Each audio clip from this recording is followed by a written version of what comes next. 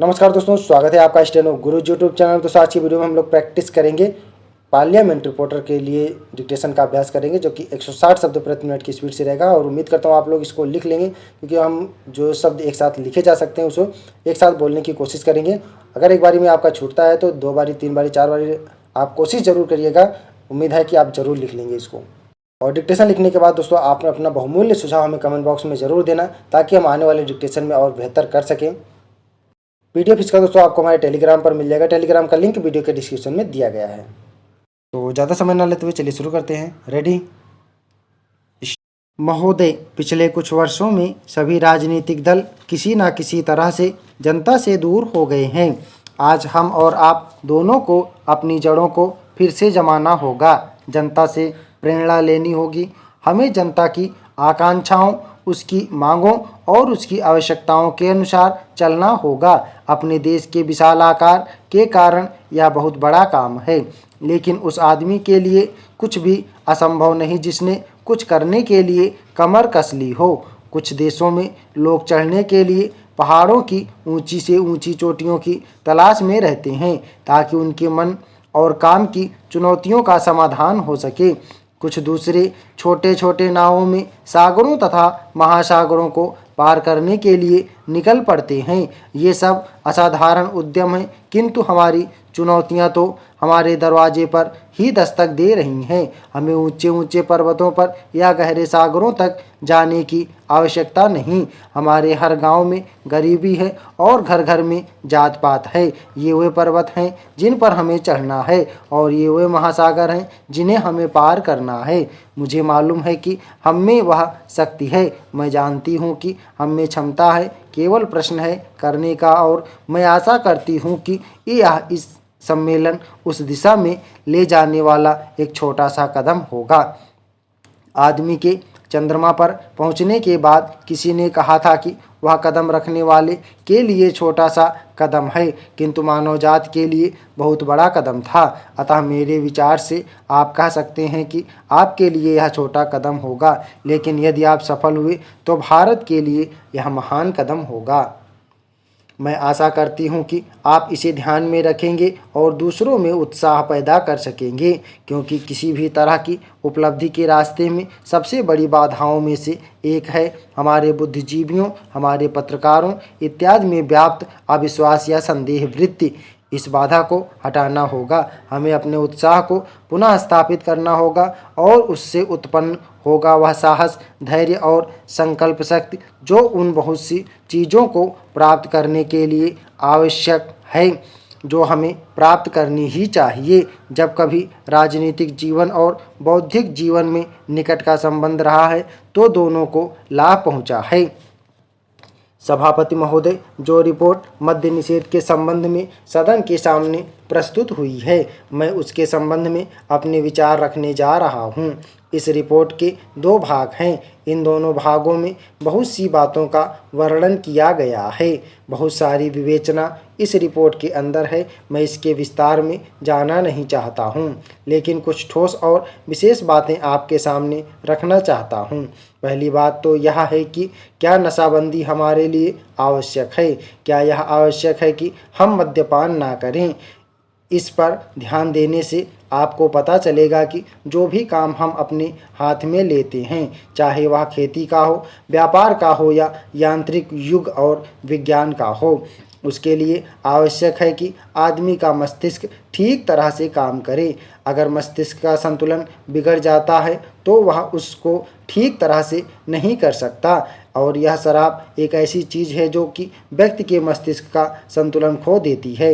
इसीलिए हमारे देश में हमारे नेताओं ने यह आवश्यक समझा था कि अगर इस देश में सामाजिक और आर्थिक जीवन का संतुलन ठीक रखना है, लोगों को किसी चीज़ का ज्ञान देना है, किसी चीज़ को उन्हें सिखलाना है, तो उसके लिए आवश्यक है कि इंसान का दिमाग ठीक रहे। और इसीलिए नशाबंदी का होना बहुत ही आवश्यक है। इस बात का प्रचार स्वतंत्रता के पहले और बाद में भी किया गया। यदि हम धार्मिक ग्रंथों को देखें, हिंदू धर्म के वेद और शास्त्रों को देखें, ईसाइयों की बाइबिल को देखें या मुसलमानों की पवित्र कुरान को देखें, तो किसी भी ग्रंथ में इस प्रकार की विचारधारा नहीं है कि आदमी शराब पिए।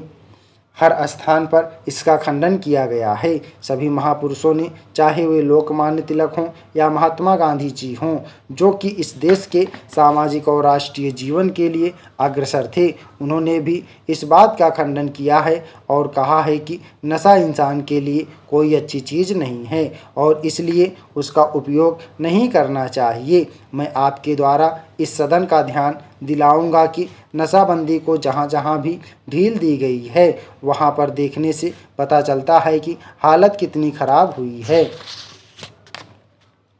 सभापति महोदय, शराब पीने से शारीरिक हानि और आर्थिक हानि होती ही है, साथ ही साथ सामाजिक जीवन में भी बहुत बुरी सिद्ध होती है। जहाँ पर नशाबंदी खुल गई है, मुझे पता है कि महाराष्ट्र और आंध्र प्रदेश के कुछ ऐसे हिस्से हैं जहाँ पर नशाबंदी लागू नहीं है। वहाँ पर दिन दिन अपराध बढ़ते जा रहे हैं। मान्यवर, इस अनुदान पर जब हम विचार कर रहे हैं तो हमारे सामने 3 परिस्थितियां हैं: नक्सलवादी किसान विद्रोह, देश के अनेक भागों में अकाल की काली छाया और आंदोलन की बढ़ती हुई लहर। मैं निश्चित रूप से कह सकता हूं कि सरकार की अब तक की खाद्य नीति और कृषि नीति असफल सिद्ध हुई है। इसका मूल कारण क्या है? कारण केवल एक रहा है कि क्रांतिकारी भूमि सुधार अब तक 55 वर्ष के अंदर भी नहीं किए जा सके, जबकि स्वतंत्रता प्राप्ति के 5 वर्ष में वे कर दिए जाने चाहिए थे। इसीलिए हम इस क्षेत्र में अब तक असफल सिद्ध हुए हैं। राष्ट्रीय स्वतंत्रता और संग्राम के ज़माने में सबसे आकर्षक नारा हिंदुस्तान के करोड़ों मानवों को, किसानों को दिया गया था, यानी ज़मीन उनको दी जाए जिनके हाथ ज़मीन जोतते हैं। लेकिन वह राष्ट्रीय आदर्श आज तक भी चरितार्थ नहीं किया जा सका है। एक तरफ करोड़ों एकड़ प्रति ज़मीन पड़ी है, जो कि सरकारी आंकड़ों के हिसाब से 11 करोड़ एकड़ से कम नहीं है। इन ज़मीनों का उपयोग न होने के कारण से आज किसानों की समस्या हमारे लिए एक महान विभीषिका का प्रश्न बन गई है। आज स्थिति यह है कि करोड़ों खेत मजदूर, भूमिहीन आदिवासी हरिजन एक तरफ पड़े हुए हैं और दूसरी तरफ करोड़ों एकड़ प्रति बंजर जमीन अनेक रूप में पड़ी हुई है, लेकिन उनका संगम समागम नहीं होने दिया जा रहा है। इसीलिए आज बेकारी में भी इतनी वृद्धि हुई है। हम यह नहीं कहते कि प्रति बंजर जमीन को भूमिहीनों में बांटने और भूमि सुधार के क्रांतिकारी कानून से सारी बेकारी दूर हो जाएगी, लेकिन इस में संदेह नहीं है कि उससे बेकारी की गिनती में बहुत बड़ी कमी होगी। सरकार को इस तरफ ध्यान देना होगा। राष्ट्रीय सुरक्षा के बाद जो हमारे देश की सबसे बड़ी समस्या है, किसान समस्या, इन्हीं कारणों से उसका समाधान आज तक नहीं हो सका है। यह कलंक है। हमें हर संभव रूप में किसानों की सहायता करनी चाहिए। उपाध्यक्ष महोदय, मैं इस बिल का स्वागत करता हूं। मुझे दुख है कि कई माननीय सदस्यों ने, जिन्होंने पता नहीं किस कारण से कहा तो यह कि वे इस बिल का स्वागत करते हैं, लेकिन वास्तव में इसका विरोध करने का उन्होंने प्रयत्न किया है। आखिर इस बिल में कौन सी ऐसी चीज़ है जो कि हिंदी को कोई एक विशेष स्थान दिलाती है? मैं पहले ही इस चीज़ को साफ कर देना चाहता हूं कि मैं उन लोगों में से नहीं जो कि हिंदी के लिए कोई विशेष स्थान चाहते हैं। मुझे तो ऐसा लगता है कि जो सदस्य महोदय ऐसा कहते हैं कि इस बिल के द्वारा हिंदी को कोई विशेष स्थान दिया जा रहा है, उन्हें वास्तव में हिंदी का इतिहास मालूम नहीं है। हिंदी कुछ उन लोगों की भाषा है जो राष्ट्रीय विचार के थे, जिनका कि राष्ट्रीय आंदोलन में बहुत हाथ था। उन्होंने इसका प्रचार किया। यह ध्यान देने की बात है कि राष्ट्रीय आंदोलन के समय में हिंदी की एक ही संस्था नहीं थी, बल्कि दूसरे राष्ट्रीय विश्वविद्यालय भी थे और महात्मा गांधी के आदेश के अनुसार वे राष्ट्रीय विद्यालय काम करते थे। उनके द्वारा भी कुछ डिग्रियां और उपाधियां आदि बांटी जाती थीं। अब इन विद्यालयों द्वारा उपाधि बांटने का काम जो कि उनके द्वारा पहले से किया जा रहा है, उसी को इस बिल के द्वारा यदि जारी रखा जाता है तो मेरी समझ में नहीं आता कि कैसे कुछ लोग यह समझ लेते हैं कि इस बिल द्वारा हिंदी को कोई विशेष स्थान दिया जा रहा है।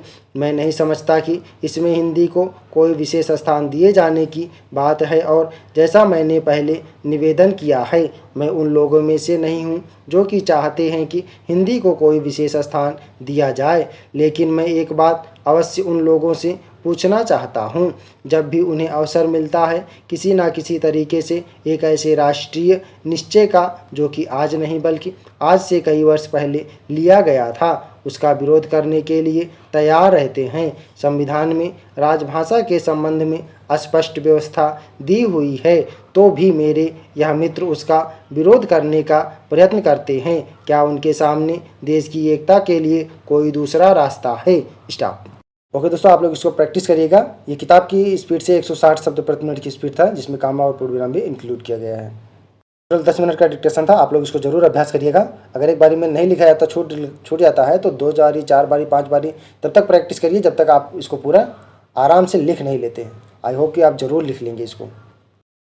उम्मीद करता हूँ दोस्तों वीडियो आपको पसंद आया होगा, तो वीडियो को लाइक कर देना, और चैनल पर पहली बार आए हैं और अभी तक आपने हमारे चैनल को सब्सक्राइब नहीं किया तो प्लीज़ सब्सक्राइब कर लेना, साथ में नोटिफिकेशन बेल ऑन रखना, जिससे इंपॉर्टेंट वीडियो आपसे मिस ना हो। तो मिलते हैं अगले वीडियो में नए डिक्टेशन के साथ, तब तक के लिए बाय। Thanks for watching. जय हिंद, जय भारत।